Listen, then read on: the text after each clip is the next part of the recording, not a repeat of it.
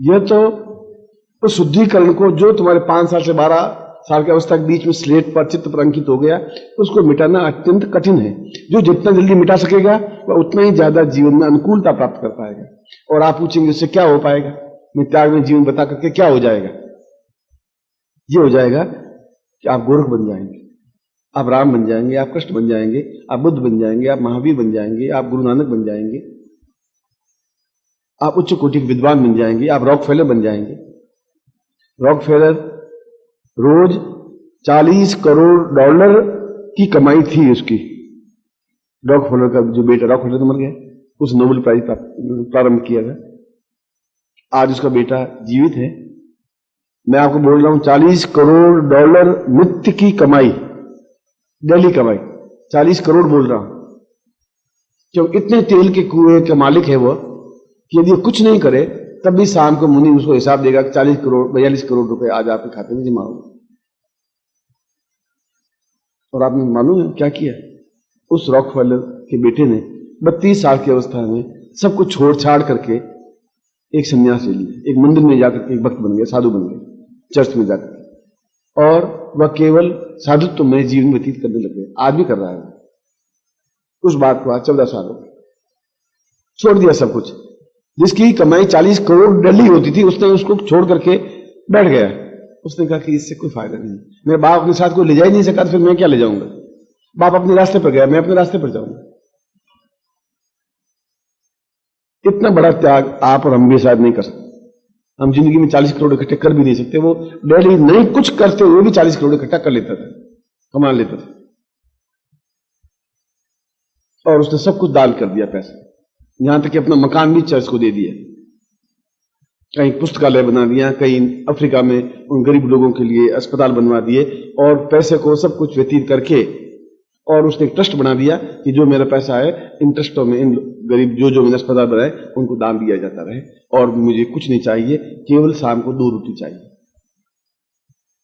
आप वृंदावन में जाइए, बांकी बिहारी जी का मंदिर है, उसके बाहर जो भिखारी बैठे हैं उसमें से 60% भिखारी करोड़पति हैं। वे करोड़पति हैं और उन्होंने घर बार छोड़ करके अपने बेटों के भरोसे घर छोड़ दिया, या अपनी स्त्री के भरोसे घर छोड़ दिया। वह केवल वहां बैठे रहते हैं, बांकी बिहारी जी के दर्शन करते रहते हैं और मधुकर भिक्षा से जीवन यापन करते हैं। मधुकर भिक्षा का मतलब है जो अंदर से निकलता है, वो प्रसाद बांटता है, कोई एक लड्डू का टुकड़ा देता है सबको बांटता हुआ, वो भी ले लेता है और खा लेता है। कोई पूड़ी और सब्जी डाल देता है हाथ में, वो लेके खा लेता है। वो मांगता नहीं, पता भी नहीं चलता कि ये करोड़पति है। और उस समय भी वो करोड़पति होता है क्योंकि उसके बेटे बिजनेस करते हैं, उसकी पत्नी बिजनेस करती है,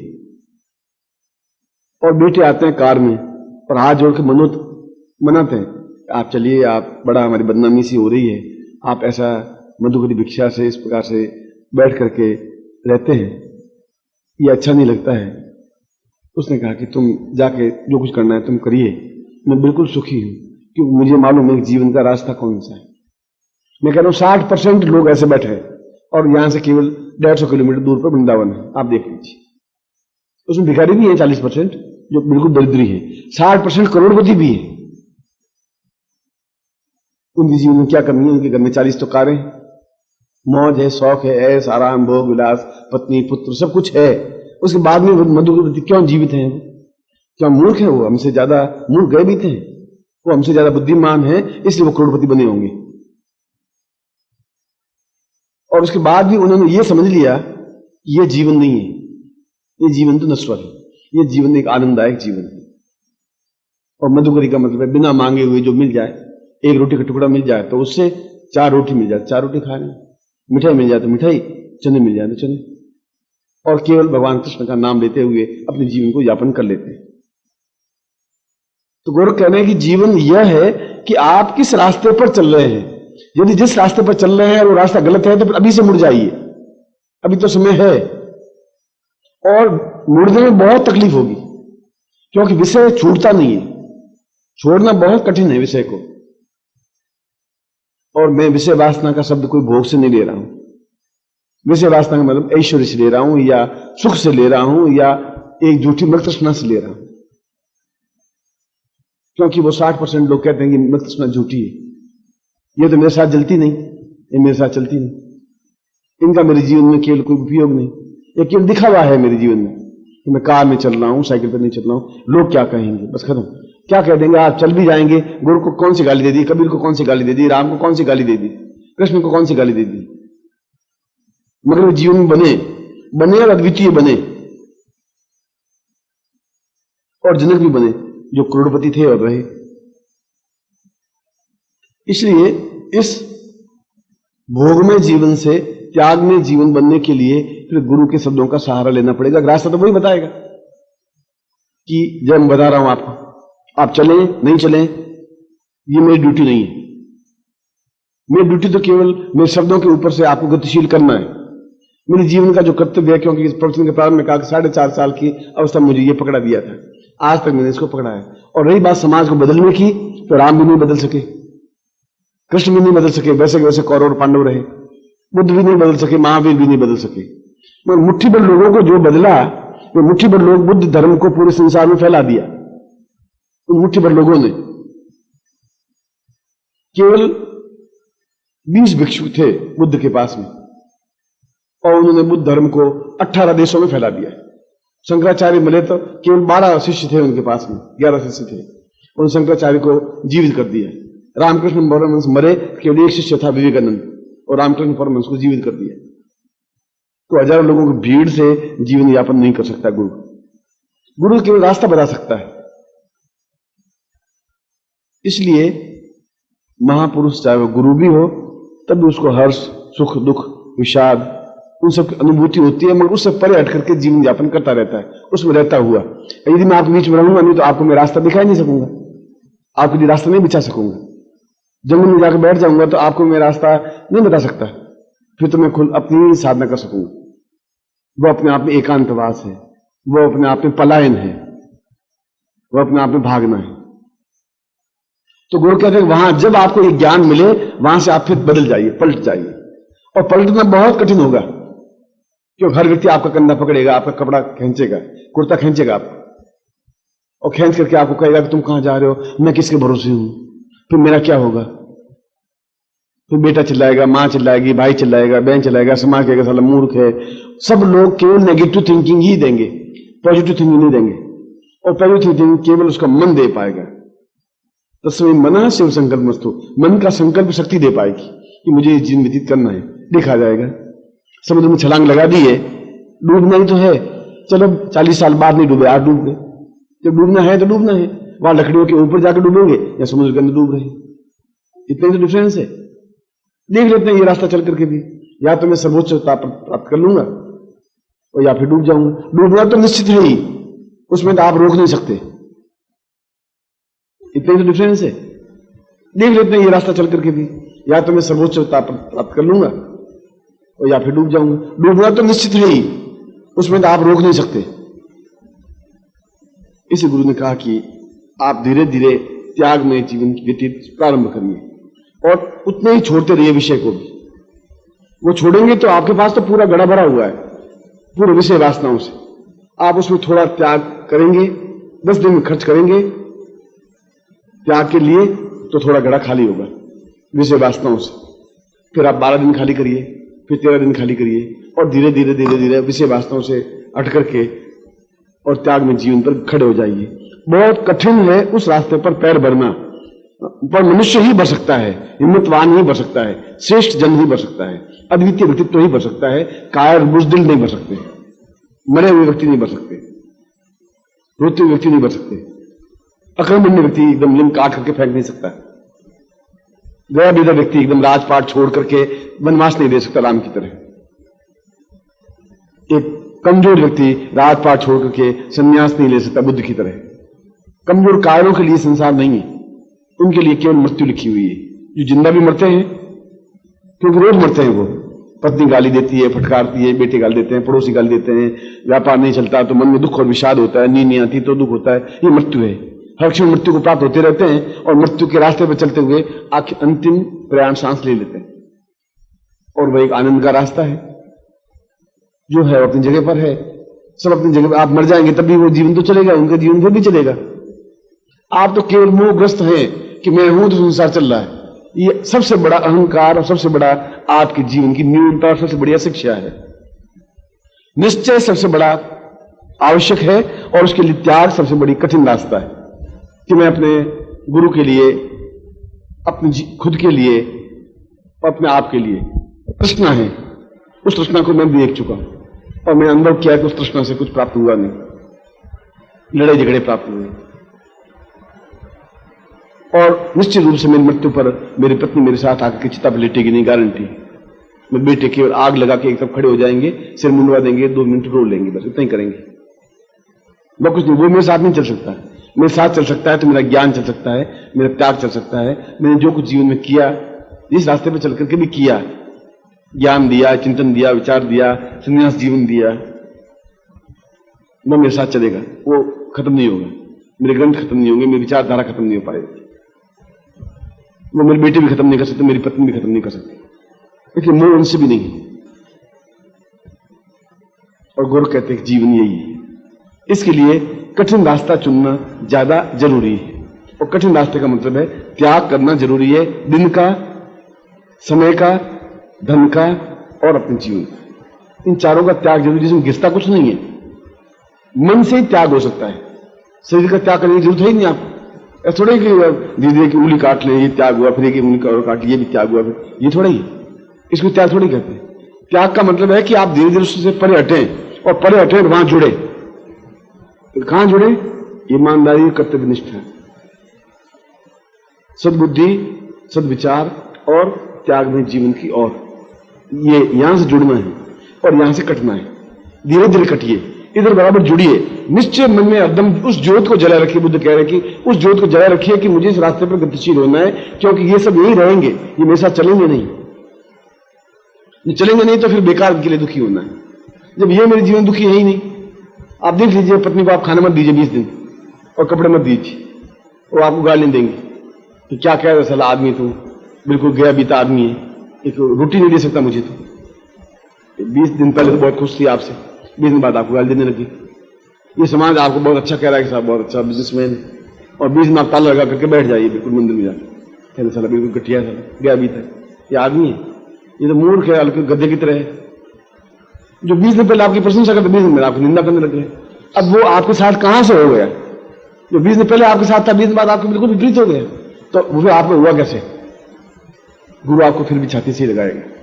फटे हुए कपड़े पहन के आएंगे तब भी, और रात से वस्त्र पहन के आएंगे तब भी, क्योंकि वो आपका है, उसके शब्द आपके हैं, उसका चिंतन आपका है, उसकी धारणा शक्ति आपकी है। उसके लिए फिर वो त्याग आपको अपनाना ही पड़ेगा। आप त्याग नहीं करें और वो प्राप्त भी करना चाहें, 2 चीजें नहीं चल सकती, एक ही चीज चलेगी। उसके लिए फिर समय का त्याग करना ही पड़ेगा, थोड़ा धन का त्याग करना ही पड़ेगा, क्योंकि धन आप सुकृत कार्य में व्यय कर रहे हैं।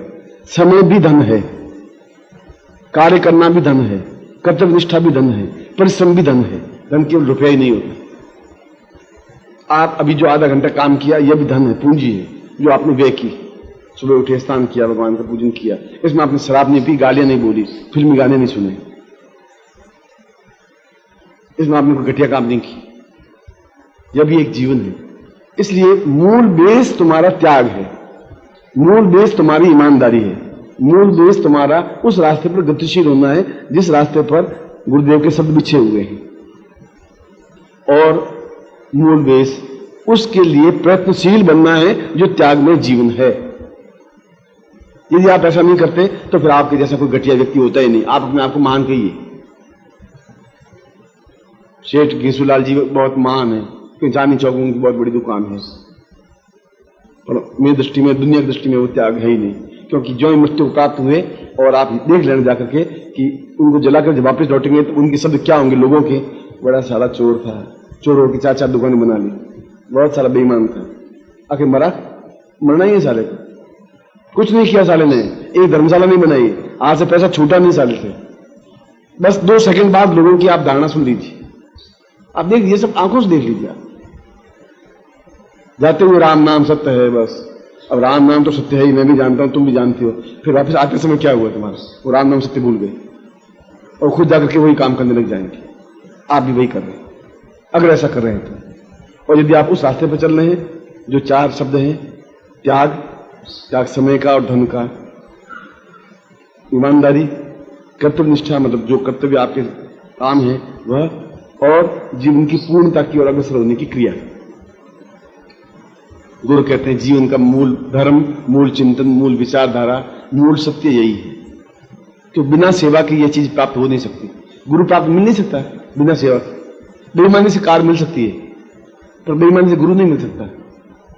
बाजार से हम पैसे खर्च करके कार खरीद सकते हैं या सुंदर कपड़े खरीद सकते हैं, गुरु नहीं खरीद सकते। पैसों से आप और चीज खरीद सकते हैं, गुरु नहीं खरीद सकते।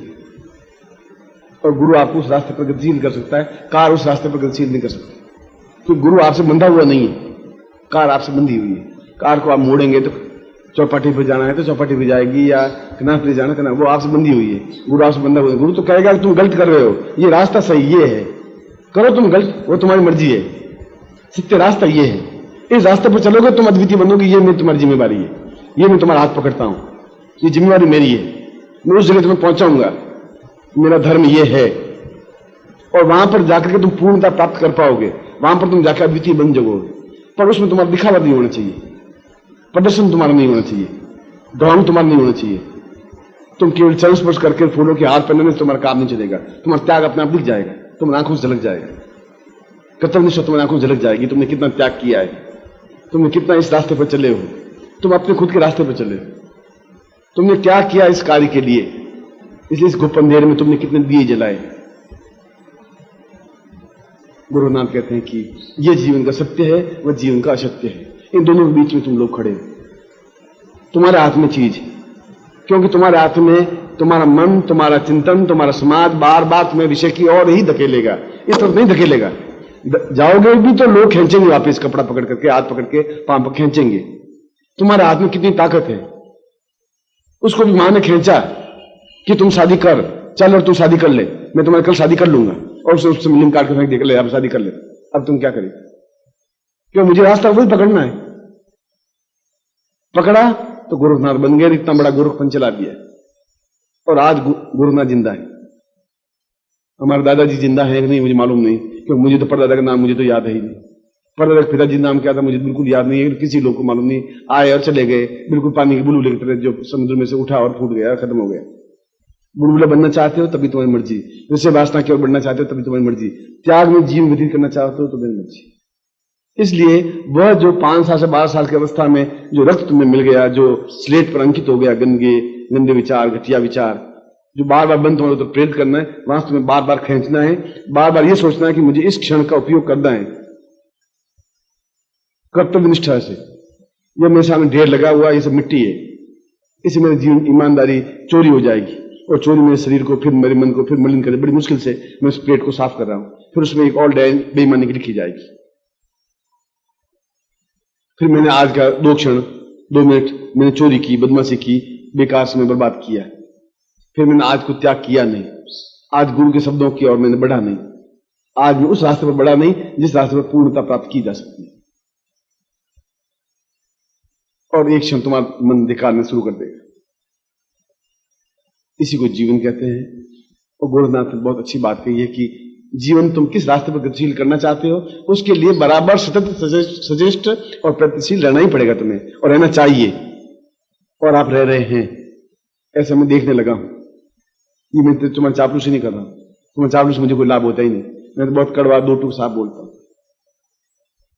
बड़े आप 4 पैर ही है, रास्ता तुम्हारे 4 मील रास्ता पार करना है। 4 पैर से 4 मील रास्ता पार करने में बहुत ज्यादा कठिनाई आएगी, और अभी मार्ग में और ज्यादा अड़चने आएंगी तुम्हारे, क्योंकि सब खींचेंगे तुम्हें। खींचे तभी मुझे कोई, मेरी तरफ से कोई मेरे मन में मलिनता नहीं है। तुम्हारी इच्छा है उस रास्ते तुम बढ़ सकते हो, इस रास्ते पर तुम बढ़ सकते हो। पर यह रास्ता जीवन की पूर्णता का है, वह जीवन रास्ता का नश्वरता का रास्ता है, जहां तुम मिट जाओगे। वहां पर वह तुम्हें लकड़ियों में जला करके, आग लगा करके, सिर मुंडवा करके, रोते हुए, और केवल 2 मिनट रोते हुए, घर तक भी रोते हुए नहीं आते वो। आप देख लेना, कभी शमशान में जाकर देखिए, 5 मिनट करते हैं, फिर उसके बाद में बातें करते रहते हैं कि माँ बाप भी, बेटे भी, कि चलो पिताजी थे चले गए, अब अपन को संभालना है।